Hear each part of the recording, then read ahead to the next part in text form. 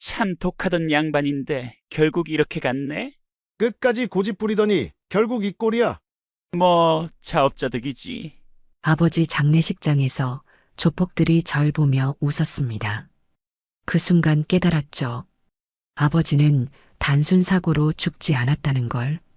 하지만 그때였습니다. 그들 중 하나가 핸드폰을 들고 조용히 속삭였죠. 태진 형님께 보고해야겠네? 그 순간 전 다시 군인이 됐습니다. 707 특임대 복귀입니다. 오늘 이야기는 죽은 아버지의 진실을 파헤치기 위한 딸의 처절한 복수극입니다. 과연 사고로 위장된 아버지의 죽음 뒤에 어떤 비밀이 숨겨져 있었을까요? 구독과 좋아요 눌러주시면 지금부터 이야기 시작합니다.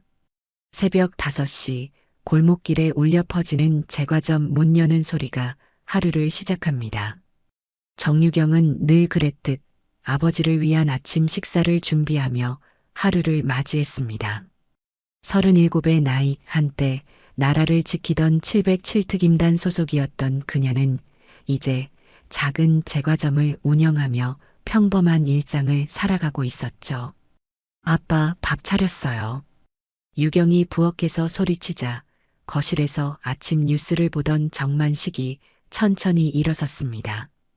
72살의 그는 평생 시내버스 기사로 일하며 가정을 꾸려온 평범한 아버지였습니다. 술 한 잔, 담배 한 갭이 입에 대지 않고 살아온 성실한 가장이었죠. 우리 딸, 오늘도 고생이 많구나. 만식이 식탁에 앞으로 걸어가다 갑자기 몸을 휘청거렸습니다. 유경이 깜짝 놀라 달려가 아버지를 부축했죠. 아빠, 괜찮으세요? 만식은 이마에 식은 땀을 흘리며 억지로 웃었습니다. 아무것도 아니야. 그냥 어지러웠을 뿐이다. 하지만 유경의 예리한 눈에는 아버지의 상태가 심상치 않다는 게 느껴졌습니다. 며칠 전부터 아버지는 눈에 띄게 수척해졌고 밤에 잠을 제대로 자지 못하는 것 같았거든요. 게다가 자주 걸려오는 전화를 받을 때마다 표정이 일그러지며 아니야, 그럴 수 없어라고 중얼거리는 모습을 보였습니다. 내 딸은 나라 지킨 사람이지. 만식이 식탁에 앉으며 평소처럼 말했습니다. 하지만 목소리에 힘이 없었죠. 유경은 아버지 앞에 따뜻한 된장찌개와 갓 지은 쌀밥을 놓아드리며 자세히 관찰했습니다. 손이 미세하게 떨리고 있었고 밥을 드시는 속도도 평소보다 느렸습니다. 그때 집 전화가 울렸습니다. 만식의 얼굴이 순간 굳어졌습니다. 내가 받을게. 만식이 서둘러 전화를 받았죠. 여보세요? 아, 네. 알겠습니다. 통화 내용은 들리지 않았지만 아버지의 목소리가 점점 작아지는 게 느껴졌습니다. 전화를 끊은 후 만식은 한동안 그 자리에 서 있었습니다. 아빠, 누구 전화였어요? 유경이 물었습니다. 만식은 잠시 머뭇거리다가 대답했습니다. 아, 옛날 직장 동료야. 별것 아니다. 하지만 유경은 아버지가 거짓말을 하고 있다는 걸 직감했습니다. 707특임단에서 단련된 관찰력으로 아버지의 미세한 표정 변화를 놓치지 않았거든요. 오후에 제과점 일을 하던 유경은 계속 아버지가 신경 쓰였습니다. 점심때 집에 들렀을 때 아버지는 거실 소파에 앉아 낡은 수첩을 뒤적거리고 있었습니다. 유경이 다가가자 만식은 황급히 수첩을 서랍에 넣었죠. 그 순간 유경은 수첩에 적힌 글자 몇 개를 보았습니다. 이자, 보증, 태진이라는 단어들이었습니다. 아빠, 그게 뭐예요? 유경이 물었지만 만식은 고개를 저었습니다. 옛날 일기장이야. 볼 것도 없다. 하지만 유경은 아버지의 불안한 눈빛을 놓치지 않았습니다. 무언가 심각한 일이 벌어지고 있다는 확신이 들었죠. 저녁 무렵 또다시 전화가 걸려왔습니다. 이번에는 아버지가 베란다로 나가서 통화를 했습니다. 문이 닫혀 있었지만 유경은 아버지의 격양된 목소리를 들을 수 있었습니다. 그건 말이 안 되는 소리야. 내가 언제 그런 걸 승낙했다고. 만식의 목소리가 떨리고 있었습니다. 통화를 마치고 들어온 아버지의 얼굴은 창백했습니다. 손도 심하게 떨리고 있었죠. 유경이 다가가자 만식은 억지로 웃으며 말했습니다. 괜찮다, 괜찮아. 그냥 옛날 일로 좀 복잡한 게 있을 뿐이야. 하지만 아버지의 목소리는 전혀 괜찮지 않았습니다. 아빠, 도대체 무슨 일이에요? 나한테 말씀해 주세요. 유경이 간절히 물었습니다. 만식은 딸을 바라보며 잠시 망설였습니다. 그러다가 고개를 저었죠.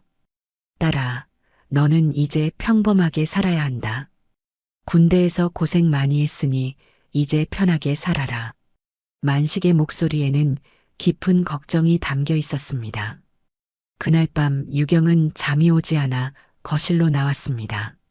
아버지는 창가에 서서 밖을 내다보고 계셨습니다.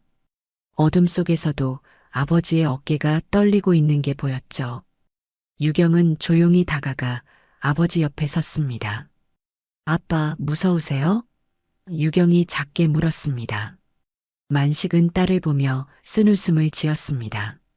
무섭다고? 내가 뭘 무서워하겠냐? 하지만 그의 목소리는 떨리고 있었습니다.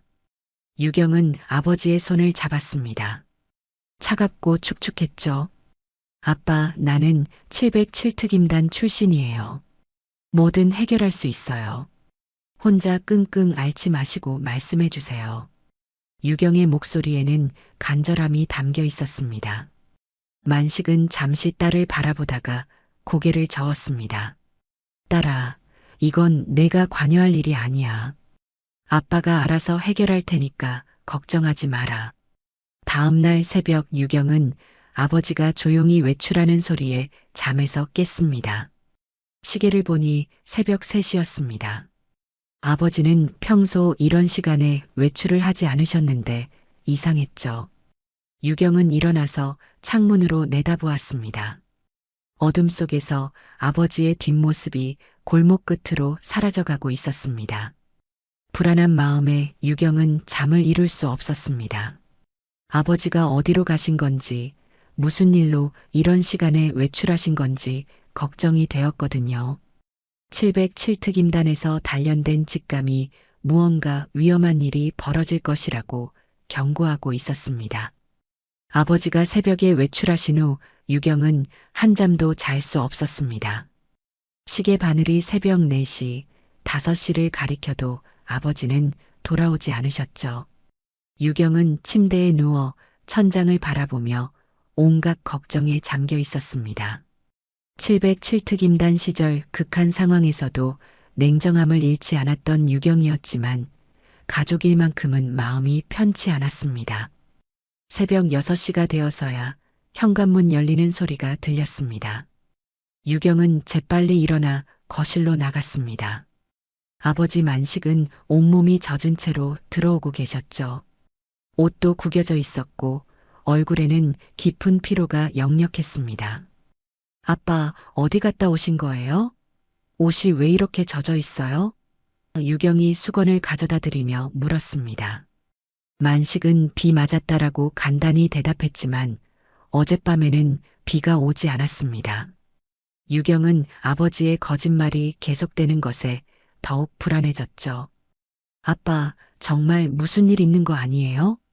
유경이 다시 한번 물었습니다. 만식은 딸을 바라보며 잠시 입을 열려다가 다시 닫았습니다. 그리고는 아무것도 아니야. 그냥 옛날 친구 만나고 온 거다라고 말했습니다. 하지만 그의 손이 계속 떨리고 있었고 눈가에는 핏기가 없었습니다. 그날 오전 유경은 제과점 문을 열고 평소처럼 빵을 구웠습니다. 하지만 머릿속은 온통 아버지 생각뿐이었죠. 점심시간에 집에 들러보니 아버지는 거실 소파에 앉아 멍하니 벽을 바라보고 계셨습니다. 식사도 거르신 것 같았고 얼굴은 더욱 수척해져 있었습니다. 아빠, 점심 드세요. 유경이 죽을 끓여드렸지만 만식은 몇 숟가락 뜨다가 그만두었습니다. 입맛이 없구나. 만식이 중얼거렸지만 유경은 아버지가 단순히 입맛이 없어서가 아니라는 걸 알고 있었습니다. 무언가 큰 걱정거리가 있어서 음식이 넘어가지 않는 것이었죠. 오후 2시쯤 집 전화가 다시 울렸습니다. 만식의 얼굴이 순간 굳어지더니 전화를 받았습니다. 여보세요? 상대방이 뭔가 말하자 만식의 얼굴이 창백해졌습니다. 그럴 수는 없어요. 시간을 좀 더 주세요. 만식의 목소리가 떨리고 있었습니다. 통화가 길어지자 유경은 옆에서 듣고 있었습니다. 상대방의 목소리는 들리지 않았지만 아버지의 대답을 통해 심상치 않은 상황이라는 걸 알 수 있었죠. 제발 다른 방법은 없을까요? 저에게는 딸이 있어요. 만식의 목소리에는 절망감이 묻어나고 있었습니다. 전화를 끊은 후 만식은 한동안 그 자리에 서 있었습니다. 유경이 다가가자 만식은 딸을 바라보며 눈물을 글썽였습니다. 딸아, 아빠가 미안하다. 갑작스러운 사과에 유경은 당황했습니다. 아빠, 왜 갑자기 그런 말씀을 하세요? 아빠가 잘못 판단한 게 있어서 너한테 피해가 갈까봐 걱정이다. 만식의 목소리는 점점 작아졌습니다. 유경은 아버지의 손을 꽉 잡았습니다. 아빠, 무슨 일인지 말씀해 주세요. 함께 해결해요. 하지만 만식은 고개를 저었습니다. 너는 모르는 게 좋다. 그날 저녁 만식은 거의 아무것도 드시지 않았습니다. 유경이 억지로 죽이라도 드시라고 권했지만 속이 메스꺼워서 못 먹겠다며 거절했죠. 유경은 아버지의 상태가 더욱 악화되는 것을 지켜보며 답답함을 느꼈습니다. 밤 10시쯤 만식은 좀 나갔다 올게라며 외출했습니다. 유경은 따라가려 했지만 만식이 단호하게 말렸죠. 절대 따라오면 안 된다. 약속해라. 아버지의 간절한 부탁에 유경은 어쩔 수 없이 집에 남아 있었습니다. 하지만 불안감은 계속 커져만 갔습니다. 시간이 갈수록 아버지가 위험한 상황에 처해 있다는 확신이 들었거든요. 자정이 넘어도 아버지는 돌아오지 않으셨고 유경은 방 안을 이리저리 걸어다니며 초조함을 달랬습니다. 새벽 1시, 2시가 지나도 아버지는 오지 않으셨습니다. 유경은 더 이상 참을 수 없어 아버지 휴대폰으로 전화를 걸었지만 계속 꺼져 있었습니다. 아빠, 대체 어디 계신 거예요? 유경이 혼자 중얼거렸지만 대답은 없었죠. 새벽 3시 10분, 집 전화가 울렸습니다. 유경은 아버지가 연락하시는 줄 알고 급히 전화를 받았습니다.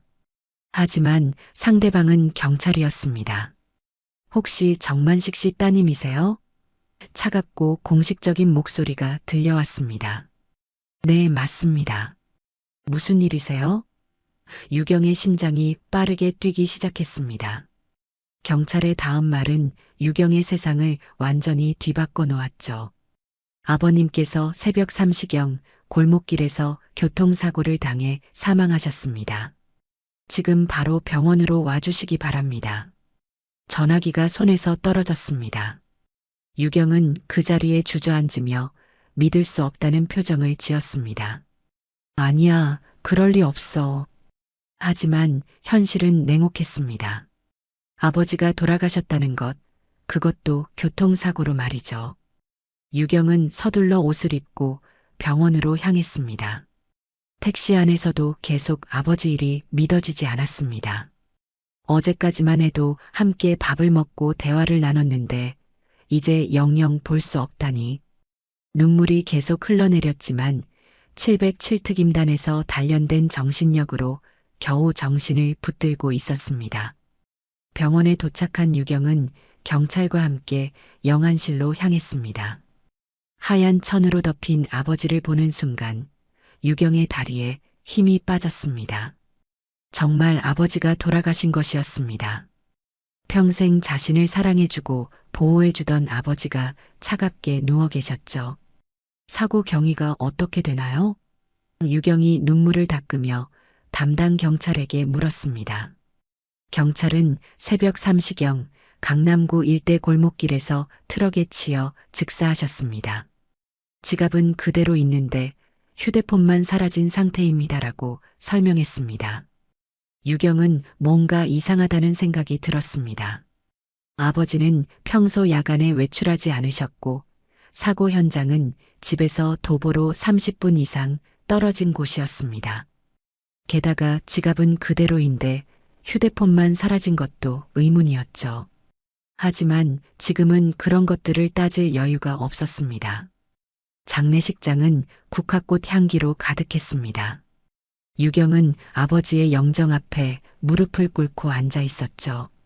3일째 계속되는 조문객들의 발걸음 소리와 위로의 말들이 귓가를 스쳐 지나갔지만 유경의 마음은 여전히 공허했습니다. 평생 자신을 지켜주던 아버지가 이렇게 갑작스럽게 떠나실 줄은 꿈에도 몰랐거든요. 삼가 고인의 명복을 빕니다. 동네 이웃들과 아버지의 옛 직장 동료들이 찾아와 조문했습니다. 모두들 만식의 갑작스러운 죽음을 안타까워했죠. 정말 좋은 분이셨는데 이렇게 갑자기 가시다니. 조문객들의 말에 유경은 고개를 숙여 인사했습니다. 그런데 오후 2시쯤 장례식장 뒷자리에 검은 정장을 입은 남자들이 들어왔습니다. 5명 정도 되는 그들은 조문도 하지 않고 맨 뒤쪽에 앉더니 서로 속삭이기 시작했습니다. 유경의 예리한 청각에 그들의 대화가 들려왔죠. 정만식, 참 독하던 양반인데 결국 이렇게 갔네. 그중 한 명이 비웃듯 말했습니다. 다른 남자가 대답했죠. 끝까지 고집 부리더니 결국 이 꼴이야.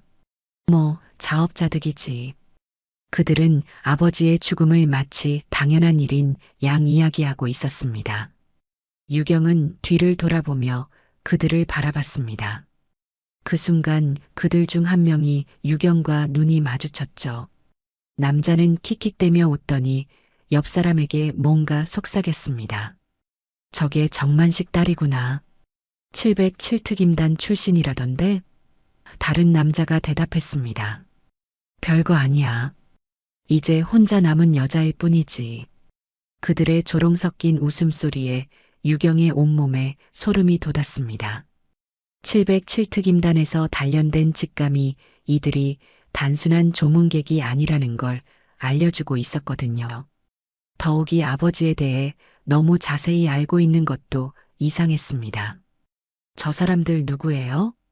유경이 옆에 앉아있던 아버지 친구분께 작게 물었습니다. 그분은 고개를 저으며 처음 보는 사람들이네요. 만식이 아는 사람인지는 모르겠어요 라고 대답했습니다. 유경은 그들을 계속 관찰했습니다. 조문이 끝나갈 무렵 그 남자들은 일어나서 나가려 했습니다. 그중 리더 격으로 보이는 남자가 유경 쪽을 바라보며 씩 웃었죠. 정만식 딸, 앞으로 조심해서 살아. 위협적인 말투였습니다. 유경은 그들의 얼굴을 하나하나 기억에 새겼습니다. 그들이 나간 후 유경은 장례식장을 나와 은밀히 뒤를 따랐습니다. 707특임단에서 배운 미행 기술을 활용해 들키지 않게 거리를 두고 따라갔죠. 그들은 장례식장에서 나와 근처 카페에 들어갔습니다. 유경은 창밖에서 그들의 대화를 관찰했습니다. 태진 형님한테 보고해야지. 그중 한 명이 휴대폰을 꺼내며 말했습니다. 태진이라는 이름에 유경의 귀가 번쩍 열렸죠. 며칠 전 아버지가 중얼거렸던 그 이름이었습니다. 정만식 장례식 다녀왔다고 말씀드려. 딸도 받고. 유경은 더 이상 듣지 못하고 그 자리를 떠났습니다. 머릿속이 복잡했죠. 아버지의 죽음과 관련된 뭔가가 있다는 확신이 들었습니다. 단순한 교통사고가 아닐 수도 있다는 생각이 머릿속을 맴돌았습니다. 집으로 돌아온 유경은 아버지 방을 정리하기 시작했습니다. 옷장과 서랍을 하나씩 정리하다가 책상 깊숙한 곳에서 낡은 수첩 하나를 발견했습니다. 겉표지에는 아무것도 적혀 있지 않았지만 페이지를 넘겨보니 아버지의 필체로 빼곡히 적힌 글들이 있었습니다. 2023년 5월 회사 동료 김철수 보증 3천만 원. 2023년 8월 이자 급증. 원금 5천만 원으로 증가. 2024년 1월 연대 채무자로 변경됨. 유경은 수첩을 읽어가며 점점 놀라지 않을 수 없었습니다. 아버지가 누군가의 보증을 서셨다가 큰 빚에 휘말리신 것 같았거든요. 수첩 뒤쪽에는 더 충격적인 내용들이 적혀 있었습니다. 금산회에서 명예 도용 의심. 태진이라는 사람이 협박. 딸에게는 절대 말할 수 없다. 유경의 손이 떨렸습니다. 아버지가 혼자 이런 고통을 겪고 계셨던 것이었습니다. 마지막 페이지에는 최근 날짜로 적힌 글이 있었습니다. 더 이상 견딜 수 없다. 하지만 유경이에게 피해가 갈까봐 무섭다. 어떻게 해야 할까? 아버지의 절망감이 그대로 느껴지는 글이었죠. 유경은 눈물이 흘러내리는 걸 막을 수 없었습니다. 수첩과 함께 서랍 깊숙한 곳에서 오래된 휴대폰도 발견했습니다. 전원을 켜보니 여러 개의 미수신 전화와 문자 메시지가 있었죠. 발신자는 모두 금산의 태진이었습니다. 문자 내용을 확인해 보니 더욱 충격적이었습니다. 정만식, 시간 다 됐다. 내일까지 사업 준비해. 도망갈 생각 말고 나와서 이야기하자. 딸한테 피해가기 싫으면 순순히 따라와. 협박성 문자들이 계속 이어져 있었습니다. 마지막 문자는 아버지가 사고당한 바로 그날 밤에 온 것이었습니다. 오늘 밤 12시 강남구 뒷골목에서 만나자. 안 나오면 딸부터 찾아간다.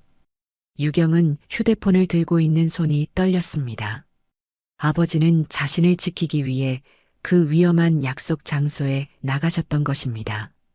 그리고 그곳에서 사고를 당하셨거나 아니면 다른 일을 당하셨을지도 모르는 일이었죠. 유경은 수첩과 휴대폰을 들고 거실로 나왔습니다. 아버지의 영정사진이 그녀를 바라보고 있었습니다. 아빠, 왜 혼자 이런 걸 감당하려 하셨어요? 나한테 말씀하셨으면 함께 해결할 수 있었는데. 유경의 목소리가 떨렸습니다. 그때 유경은 어릴 적 기억을 떠올렸습니다. 고등학생 때 아버지가 경찰서에 갔다 온 후 한동안 말을 잃으셨던 그때 말이죠. 혹시 그때부터 이미 무슨 일이 시작된 건 아닐까 하는 생각이 들었습니다. 아버지가 평생 숨겨오신 비밀이 있었던 건 아닐까요? 유경은 결심했습니다. 아버지의 억울한 죽음을 그냥 넘어갈 수는 없었습니다. 707특임단에서 배운 모든 것을 동원해서라도 진실을 밝혀내겠다고 마음먹었죠. 아빠, 제가 반드시 진실을 밝혀낼게요. 아빠를 이렇게 만든 놈들을 가만두지 않겠어요. 유경은 금산회와 태진이라는 인물에 대해 조사를 시작하기로 했습니다. 아버지가 마지막에 남기신 단서들을 바탕으로 하나씩 추적해 나갈 계획이었습니다. 이제 평범한 제과점 사장이 아닌 707특임단 출신 정유경으로 돌아갈 때였습니다. 다음 날 아침 유경은 아버지의 수첩에 적힌 주소를 하나씩 찾아가기로 했습니다. 첫 번째 주소는 강남구 뒷골목에 있는 낡은 건물이었죠. 2층에 금산회라는 간판이 걸려 있었고 1층에는 부동산 중개업소가 있었습니다. 유경은 멀리서 건물을 관찰하며 오가는 사람들을 살펴봤습니다. 정오쯤 되자 어제 장례식장에서 봤던 그 남자들이 건물로 들어가는 모습이 보였습니다. 유경의 예상이 맞았습니다.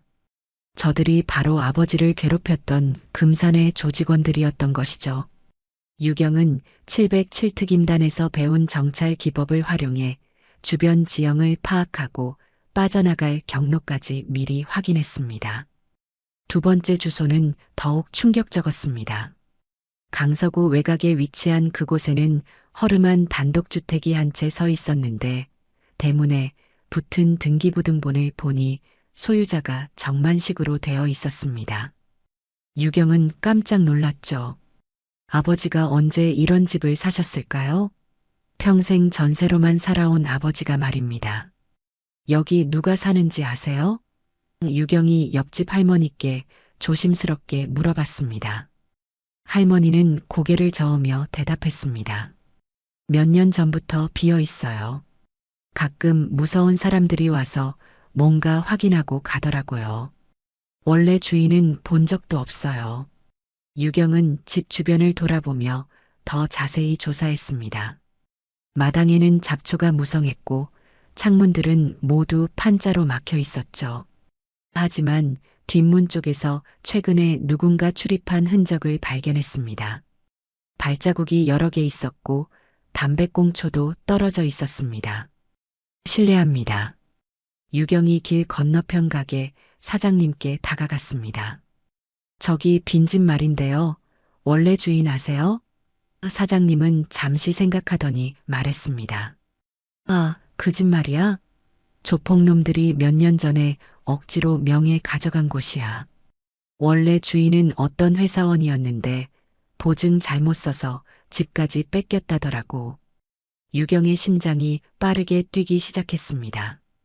그 회사원이 어떻게 생겼는지 기억나세요? 사장님이 고개를 끄덕였습니다.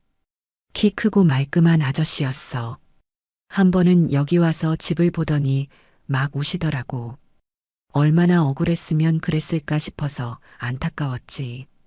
바로 아버지의 모습이었습니다.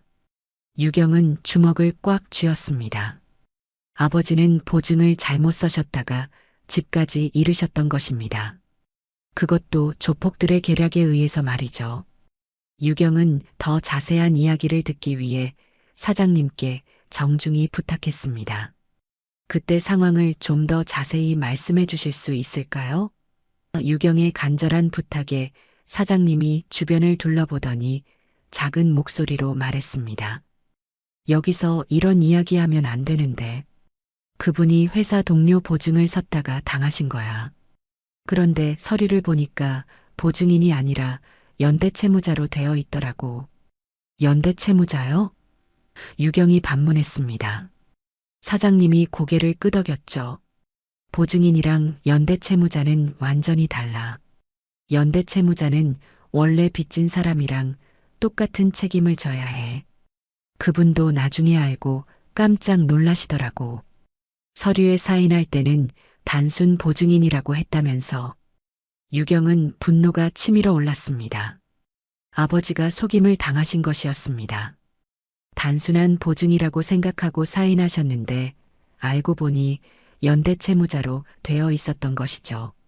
그래서 원래 채무자가 도망가자 아버지가 모든 빚을 떠안게 된 것입니다. 그 회사 동료라는 사람은 어떻게 됐나요? 유경이 물었습니다. 사장님이 한숨을 쉬며 대답했습니다. 일찍 잠적했지. 보증 서기하고는 바로 외국으로 도망갔다더라고. 그분은 마지막까지 그 사람을 찾아다니셨어. 하지만 이미 늦었지. 유경은 아버지가 얼마나 억울하셨을지 상상할 수 있었습니다. 좋은 마음으로 도와드렸다가 이런 결과를 맞게 되신 것이죠.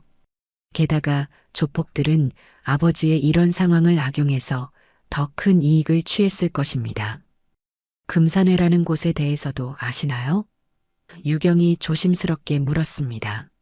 사장님의 얼굴이 순간 굳어졌습니다. 그 이름은 함부로 말하면 안 돼. 여기 일대를 주름잡는 조직이야. 불법 사채랑 부동산 담보 전문으로 하는데 한 번 걸리면 빠져나오기 힘들어. 유경은 점점 상황이 명확해지는 걸 느꼈습니다. 아버지는 회사 동료의 보증을 서셨다가 금산회의 덫에 걸리신 것이었습니다. 그리고 그들은 아버지를 철저히 이용해 먹었던 것이죠. 연대채무자라는 법적 지위를 악용해서 아버지에게서 최대한 많은 것을 뜯어낸 것입니다.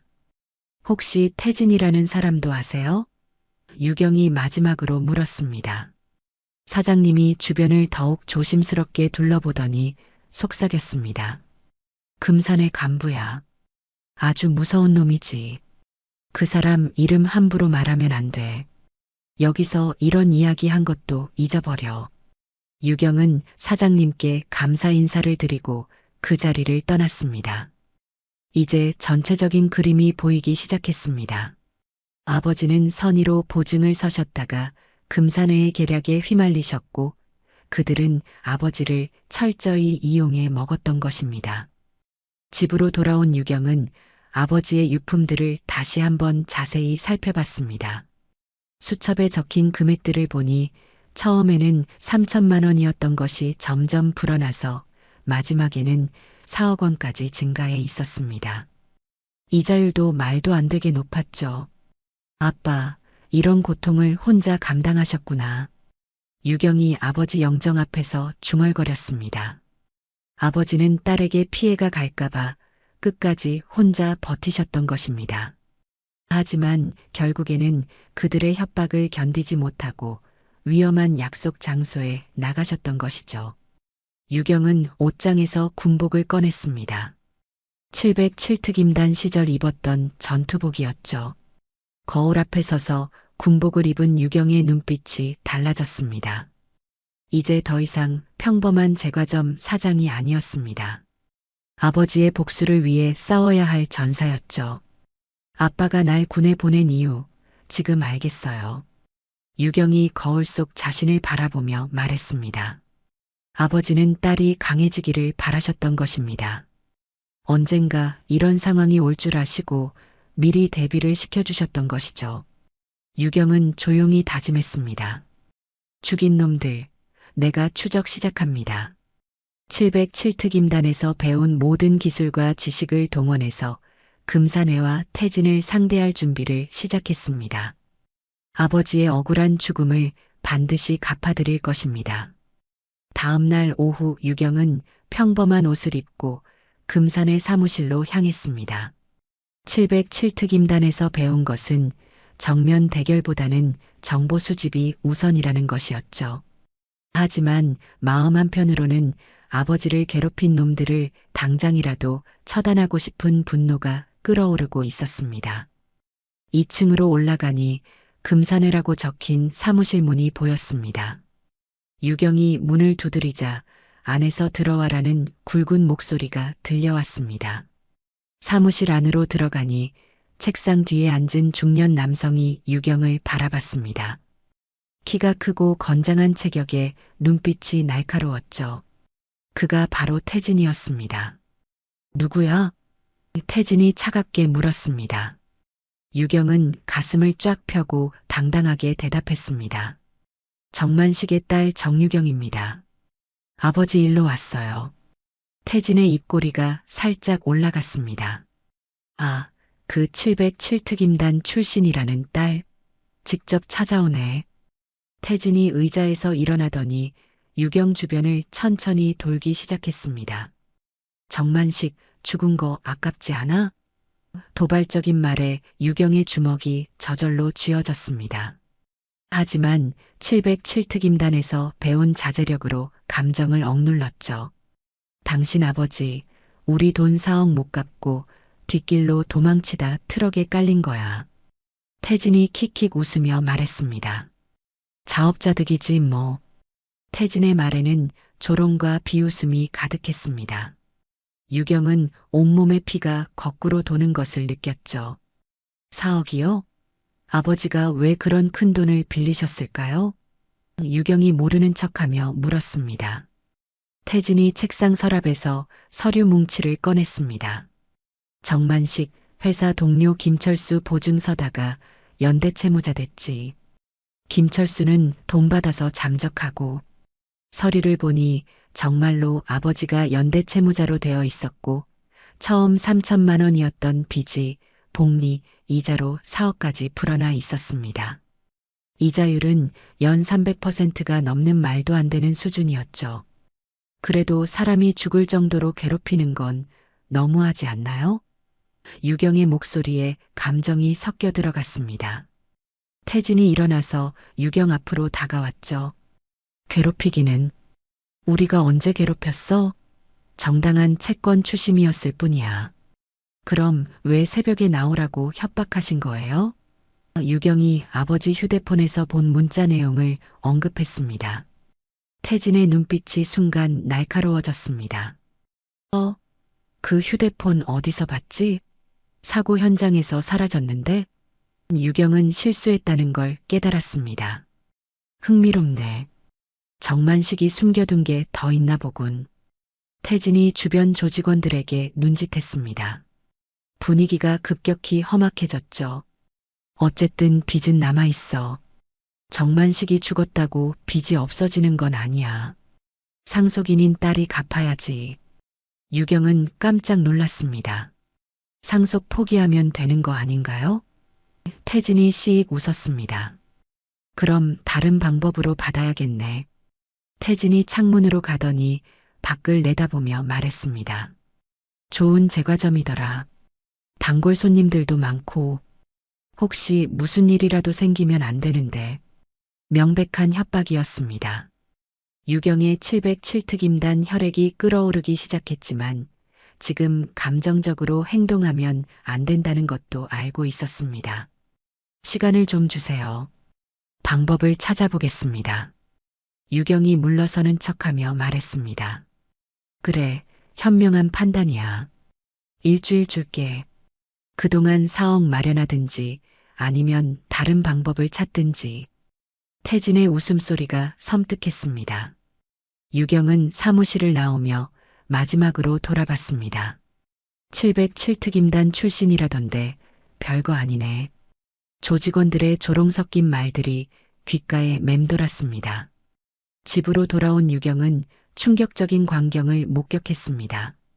누군가 집에 침입해서 아버지 방을 완전히 뒤집어 놓았던 것입니다. 서랍들이 모두 열려 있었고 옷장 안까지 뒤져 놓았죠. 다행히 수첩과 휴대폰은 유경이 따로 숨겨뒀기 때문에 찾지 못한 것 같았습니다. 블랙박스와 장부를 찾고 있었군. 유경이 혼자 중얼거렸습니다. 금산의 놈들이 증거를 없애려고 집에 침입한 것이었습니다. 유경은 즉시 경찰서에 신고했지만 담당 경찰은 단순 빈집털이로 치부하며 대수롭지 않게 여겼습니다. 신고자 성함이 어떻게 되세요? 정유경입니다. 아, 며칠 전에 교통사고로 돌아가신 분 따님이시군요. 많이 상심하셨겠어요. 그런데 이런 일은 종종 있는 일이니까 크게 걱정하지 마세요. 경찰의 무성의한 대응에 유경은 절망감을 느꼈습니다. 그날 밤 유경은 한강 다리 위에 홀로 서 있었습니다. 손에는 아버지의 사진을 들고 있었죠. 차가운 강바람이 얼굴을 스쳤지만 마음은 더욱 차가웠습니다. 아빠, 나 그냥 잊고 살아야 할까? 707특임단 출신이라고 해도 거대한 조직을 혼자 상대하기엔 벅찼습니다. 게다가 경찰도 믿을 수 없었고 제과점마저 위험에 처할 수 있었죠. 유경은 아버지 사진을 바라보며 눈물을 흘렸습니다. 아빠, 저 혼자서는 어떻게 해야 할지 모르겠어요. 강물이 검게 흘러가는 모습을 보며 유경은 깊은 생각에 잠겼습니다. 포기하고 조용히 살아가는 것이 현명한 선택일까요? 아니면 위험을 감수하고라도 아버지의 원수를 갚아야 할까요? 707특임단에서 배운 것은 임무 완수였지만 이번에는 개인적인 복수였습니다. 하지만 아버지의 따뜻한 미소를 보는 순간 유경의 마음속에서 무언가가 타오르기 시작했습니다. 아니야, 아빠. 절대 포기하지 않을 거예요. 유경은 아버지 사진을 가슴에 꼭 안았습니다. 아빠를 괴롭힌 놈들을 반드시 응징하겠어요. 707특임단 정유경의 이름을 걸고 말이에요. 유경은 집으로 돌아가며 계획을 세우기 시작했습니다. 혼자서는 어렵겠지만 방법이 없는 것은 아니었습니다. 무엇보다 아버지가 남겨주신 단서들이 있었고 707특임단에서 배운 기술들도 있었죠. 이제 본격적인 전쟁이 시작될 것입니다. 다음 날 새벽 유경은 아버지의 수첩을 다시 한번 자세히 들여다봤습니다. 어젯밤 한강에서 포기를 생각했지만 아버지를 위해서라도 끝까지 진실을 밝혀내겠다는 결심을 굳혔거든요. 수첩의 페이지를 한 장씩 넘기며 놓친 단서가 없는지 꼼꼼히 살펴봤습니다. 그런데 맨 마지막 페이지에서 이상한 코드를 발견했습니다. DB9C-23이라고 적혀 있었는데 처음에는 단순한 메모인 줄 알았었죠. 하지만 자세히 보니 아버지의 다른 필체와는 달랐습니다. 더 또렷하고 의도적으로 적은 것 같았어요. 이게 뭘까? 유경이 혼자 중얼거리며 코드를 다시 살펴봤습니다. DB라는 알파벳이 데이터베이스를 의미하는 것 같았고 숫자들도 뭔가 체계적인 느낌이었습니다. 707특임단 시절 각종 정보 분류 코드를 다뤄본 경험이 있던 유경은 이것이 단순한 메모가 아니라는 직감이 들었죠. 유경은 컴퓨터를 켜고 인터넷 검색을 시작했습니다. DB9C-23 코드를 검색해봤지만 특별한 정보는 나오지 않았습니다. 하지만 DB와 관련된 정부기관 데이터베이스들을 찾아보던 중 국가보훈처 홈페이지에서 비슷한 형태의 코드를 발견했습니다. 혹시 유경이 국가보훈처 데이터베이스 검색란에 코드를 입력해봤습니다. 그런데 놀랍게도 검색 결과가 나왔습니다. 정만식 민간 공작 보조원 1995년 2003년 유경은 눈을 의심했습니다. 아버지가 단순한 버스 기사가 아니었다는 것이었죠. 더 자세한 내용을 확인하려 했지만 기밀사항이라는 표시와 함께 접근이 제한되어 있었습니다. 하지만 기본적인 정보만으로도 충분히 충격적이었습니다. 아버지는 1995년부터 2003년까지 8년간 국정원 외부협력요원으로 활동하셨던 것입니다. 아빠가 국정원에서 일하셨다고? 유경은 믿을 수 없었습니다.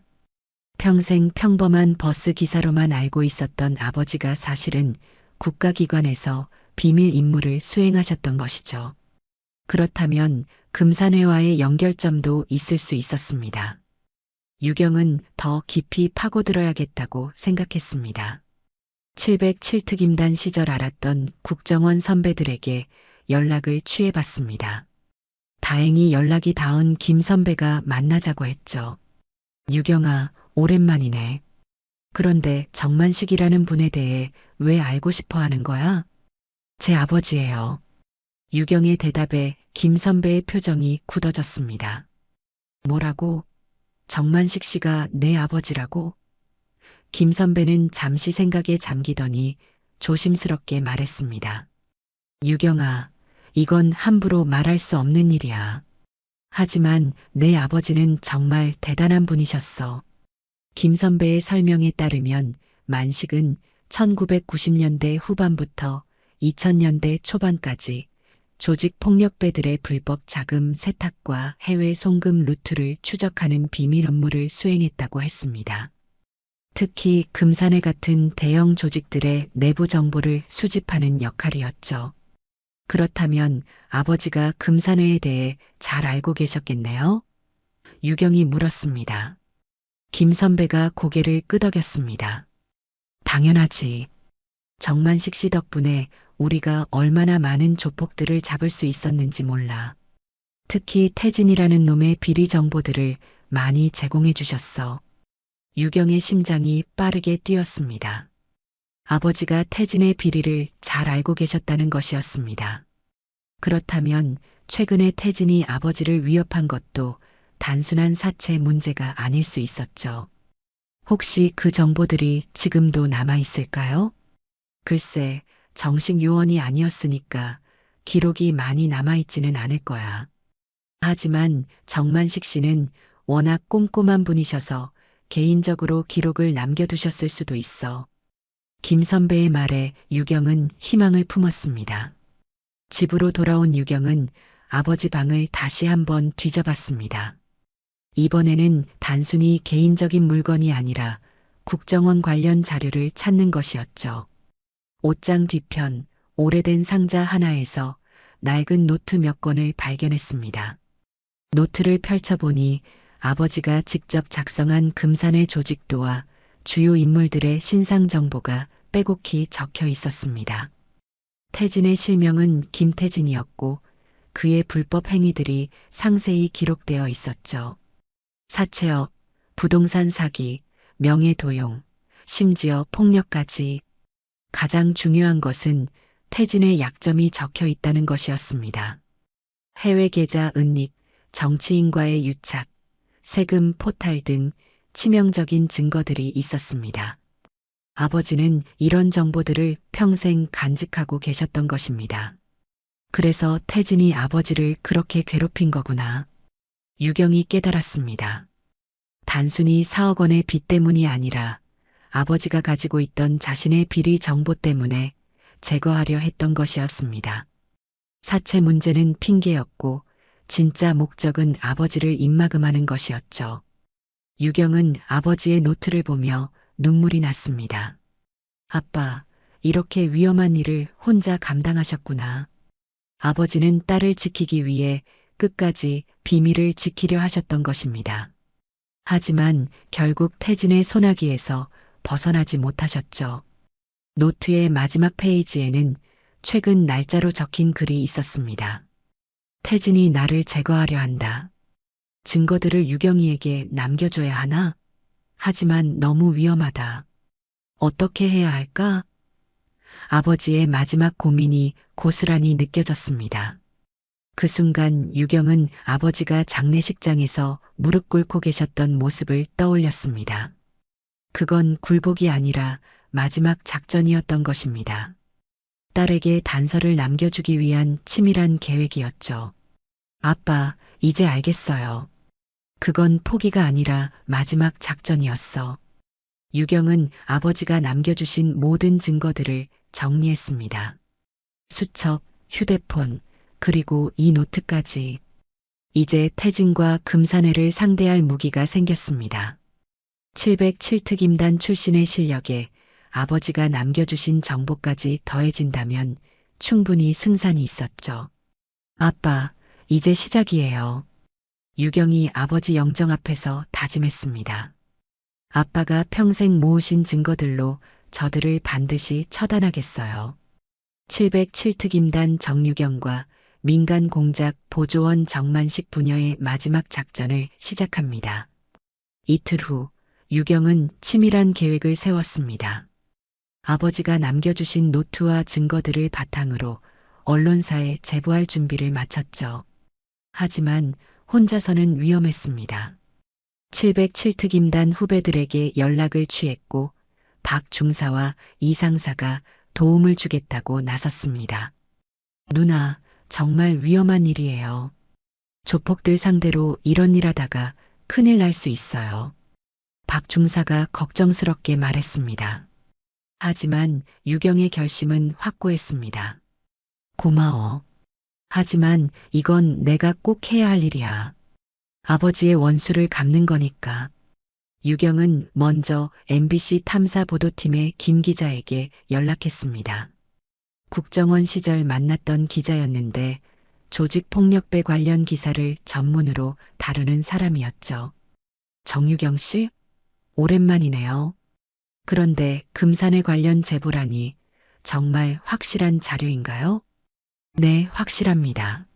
내부 조직도부터 해외 계좌 정보까지 모든 게 있어요.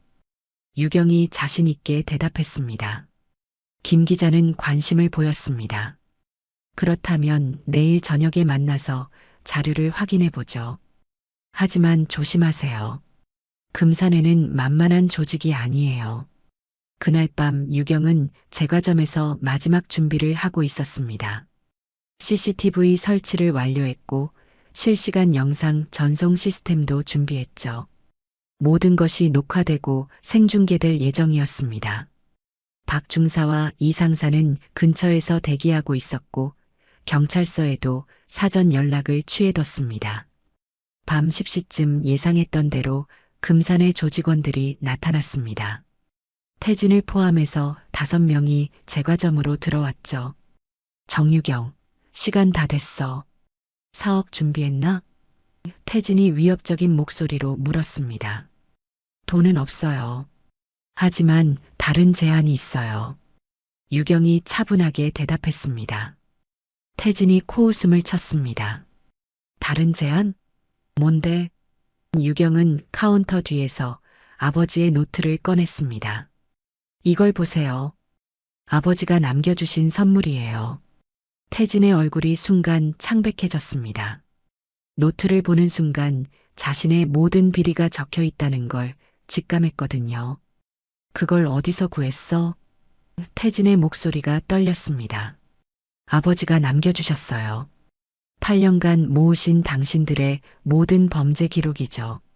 조직원들이 유경을 향해 다가오려 했지만 유경은 미리 준비한 호루라기를 불었습니다. 그 순간 박 중사와 이 상사가 제과점으로 들어왔죠. 다들 움직이지 마. 모든 것이 녹화되고 있어. 이 상사가 큰 소리로 외쳤습니다. 뭐야, 이거. 태진이 당황하며 주변을 둘러봤습니다. 제과점 곳곳에 설치된 카메라들이 모든 것을 촬영하고 있었고 실시간으로 언론사와 경찰서에 전송되고 있었습니다. 유경이 미소를 지으며 말했습니다. 태진이, 내가 아빠 장례식에서 웃은 그 대가 오늘 받게 될 거야. 태진이 화를 내며 유경에게 달려들려 했지만 707특임단에서 단련된 유경의 격투 실력에 순식간에 제압당했습니다. 으악! 태진이 바닥에 쓰러지며 신음했죠. 다른 조직원들도 박 중사와 이 상사에게 일순간에 제압당했습니다. 그때 경찰들이 제과점으로 들이닥쳤습니다. 다들 손 위로 올려. 체포영장 집행한다. 미리 연락받은 경찰들이 신속하게 상황을 정리했죠. 태진은 바닥에 엎드린 채로 수갑을 차게 되었습니다. 이건 함정이야. 불법 도청이라고. 태진이 억지를 부렸지만 이미 늦었습니다. 경찰서장이 직접 와서 상황을 정리했죠. 김태진, 당신은 공갈협박, 사채업법 위반, 살인교사 혐의로 체포됩니다. 묵비권을 행사할 권리가 있습니다. 유경은 태진을 바라보며 차가운 목소리로 말했습니다.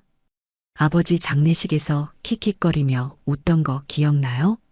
그때 당신들이 보여준 그 웃음의 대가를 오늘 받는 거예요. 태진의 얼굴에는 절망감이 역력했습니다. 언론사에서도 기자들이 도착했습니다. 김 기자가 유경에게 다가와 말했습니다. 정말 대단한 자료네요. 이걸로 금산의 전체를 일망타진할 수 있을 것 같아요. 특히 정치인들과의 유착관계까지 밝혀질 거예요. 유경은 고개를 끄덕였습니다. 수사 과정에서 아버지의 죽음도 재조사가 시작되었습니다. 태진의 휴대폰에서 발견된 통화 기록과 문자 메시지들이 결정적인 증거가 되었죠. 정만식을 오늘 밤 처리해라라는 문자가 사고 당일 조직원에게 보내진 것이 확인되었습니다. 결국 아버지 죽음도 사고가 아니었구나. 유경이 경찰서에서 조서를 작성하며 중얼거렸습니다. 담당 형사가 고개를 끄덕였습니다. 네, 계획적인 살인이었습니다. 교통사고로 위장했지만 증거들이 하나씩 드러나고 있어요. 조직원들의 자백도 이어졌습니다. 태진의 지시로 아버지를 골목으로 유인한 후 트럭으로 치었다는 것이 밝혀졌죠. 그들은 아버지가 가지고 있던 비리 정보 때문에 제거 명령을 받았다고 진술했습니다. 박 중사가 유경의 어깨를 두드리며 말했습니다. 누나, 정말 대단해요. 혼자서 이런 큰 조직을 상대로 승리하다니. 유경은 쓴웃음을 지었습니다. 혼자가 아니었어. 아버지가 남겨주신 모든 것과 너희들 도움이 있었으니까. 이 상사도 감탄하며 말했습니다. 정만식 어르신도 정말 대단하신 분이었어요. 평생 조국을 위해 일하시다가 마지막에도 딸을 위해 모든 걸 준비해 주셨네요. 유경의 눈에 눈물이 고였습니다. 그날 밤 늦게 집으로 돌아온 유경은 아버지 영정 앞에 앉았습니다. 아빠, 해냈어요. 아빠를 괴롭히고 죽인 놈들 모두 잡았어요. 영정 속 아버지의 미소가 더욱 따뜻해 보였습니다. 다음 날 아침 뉴스에서는 금산의 조직 전체가 검거되었다는 소식이 대대적으로 보도되었습니다. 30년간 활동해온 금산의 조직이 일시에 검거되었습니다. 이번 사건의 핵심 제보자는 조직원들에게 아버지를 잃은 707특임단 출신 딸로 알려졌습니다. 유경은 뉴스를 보며 마침내 아버지의 원수를 갚았다는 안도감을 느꼈습니다. 하지만 동시에 아버지가 더 이상 곁에 계시지 않는다는 슬픔도 밀려왔죠. 아빠, 이제 편히 쉬세요. 딸이 마지막까지 해냈어요. 한 달이 지난 후 유경은 법원에서 나오며 깊은 숨을 내쉬었습니다. 태진과 금산의 조직원들에 대한 1심 판결이 내려진 날이었죠. 태진은 살인교사, 공갈협박, 사채업법 위반 등의 혐의로 무기징역을 선고받았습니다. 다른 조직원들도 모두 중형을 받았고요. 정유경 씨, 소감이 어떠세요? 법원 앞에서 기자들이 몰려들었습니다. 유경은 잠시 생각하다가 차분하게 대답했습니다. 아버지의 억울함이 풀렸다는 것에 감사합니다. 하지만 아버지가 돌아오시는 건 아니니까. 복잡한 마음이에요. 법정에서 태진이 마지막으로 한 말이 아직도 귓가에 맴돌았습니다. 정만식, 그 고집센 늙은이가 결국 이겼구나. 태진도 마지막 순간에는 아버지의 의지를 인정할 수밖에 없었던 것이죠. 평생 조국을 위해 일하신 아버지의 마지막 승리였습니다. 집으로 돌아온 유경은 아버지 방을 정리하고 있었습니다. 이제 모든 일이 끝났으니 새로운 시작을 준비해야 했거든요. 그런데 서랍을 정리하다가 국가보훈처에서 온 공문을 발견했습니다. 아버지의 공로를 인정해서 국가유공자로 복권시킨다는 내용이었습니다. 아빠, 드디어 인정받으셨어요. 유경이 공문을 들고 아버지 영정 앞에 앉았습니다. 공문에는 고 정만식 씨는 8년간 민간공작 보조원으로 활동하며 조직폭력배 척결에 크게 기여했음을 인정한다고 적혀 있었습니다. 국가보훈처 담당자가 직접 집을 방문했습니다. 정유경 씨, 아버님께서 남기신 자료들 덕분에 우리가 몰랐던 많은 사실들이 밝혀졌습니다. 정말 대단한 분이셨어요.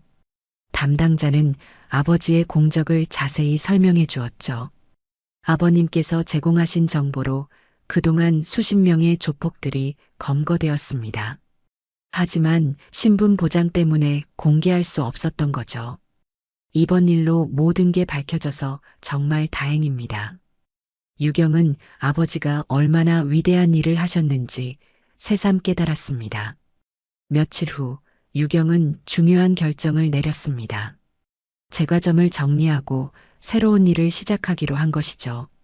아버지가 남겨주신 진짜 유산으로 더 의미 있는 일을 하고 싶었습니다. 아버지 이름으로 장학재단을 만들어야겠어. 유경은 정만식 장학재단 설립을 위한 절차를 밟기 시작했습니다. 국가유공자 복권으로 받게 된 보상금과 제과점 매각 대금, 그리고 금산회로부터 받은 손해배상금까지 합쳐서 상당한 기금이 마련되었죠. 목표는 어려운 환경에서도 꿈을 포기하지 않는 청소년들을 돕는 것이었습니다. 아빠가 평생 남을 위해 사셨으니까 저도 그 뜻을 이어가겠어요. 유경이 장학재단 설립 서류를 작성하며 중얼거렸습니다. 707특임단에서 배운 리더십과 조직 운영 능력이 도움이 될 것 같았습니다. 장학재단 사무실은 아버지가 자주 다니시던 동네에 마련했습니다. 작지만 따뜻한 공간이었죠. 벽에는 아버지의 사진과 함께 정직과 성실로 나라를 지킨 정만식을 기리며라는 문구가 걸려 있었습니다.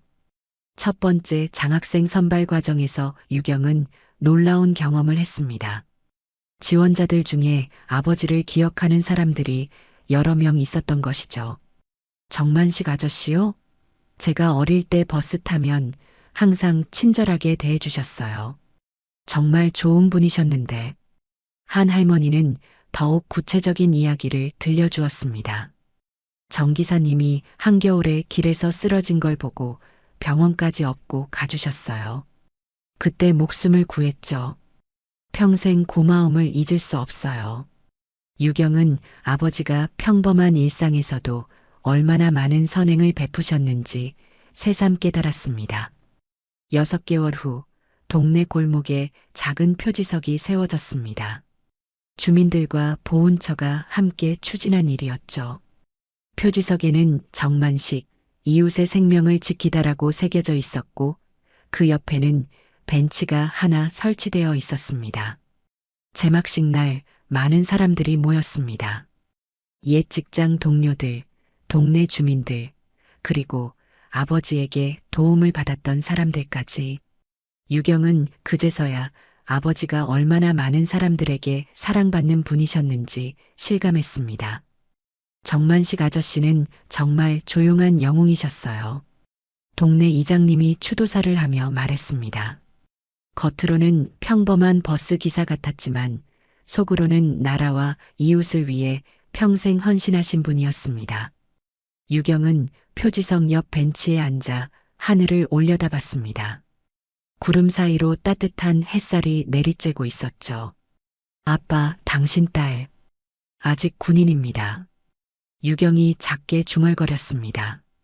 더 이상 707특임단 소속은 아니지만 아버지가 보여주신 그 정신만큼은 평생 이어갈 것이었습니다. 박 중사와 이 상사가 찾아와 벤치에 함께 앉았습니다. 누나, 정말 대단해요. 아버님도 하늘에서 자랑스러워 하실 거예요. 박 중사가 말했습니다. 이 상사도 고개를 끄덕이며 덧붙였습니다. 정만식 어르신의 정신이 계속 이어질 거예요. 그날 저녁 유경은 장학재단 사무실에서 첫 번째 장학금 전달식을 준비하고 있었습니다. 가난하지만 꿈을 포기하지 않는 10명의 청소년들에게 희망을 전해주는 일이었죠. 아버지가 남긴 진짜 유산은 돈이 아니라 이름이었어요. 아버지의 이름 정만식은 이제 조직폭력배들에게 괴롭힘당한 억울한 피해자가 아니라 평생 정직하게 살며 나라와 이웃을 위해 헌신한 영웅으로 기억될 것입니다. 부채도 억울함도 없는 깨끗한 이름으로 말이죠. 유경은 아버지 사진을 바라보며 마지막 인사를 드렸습니다. 아빠, 저도 아빠처럼 살겠어요. 정유경이라는 이름에 부끄럽지 않게 말이에요. 영정 속 아버지의 미소가 어느 때보다 따뜻해 보였습니다. 밤이 깊어가는 골목길, 표지석 옆 벤치는 가로등 불빛을 받아 은은하게 빛나고 있었습니다. 정만식이라는 이름이 새겨진 그 작은 공간에서 아버지와 딸의 마지막 작전이 완전히 성공으로 끝난 것입니다. 정직하게 산 사람의 이름은 절대 더럽혀지지 않습니다. 구독과 좋아요로 응원해 주시고 다음 이야기도 함께 해요.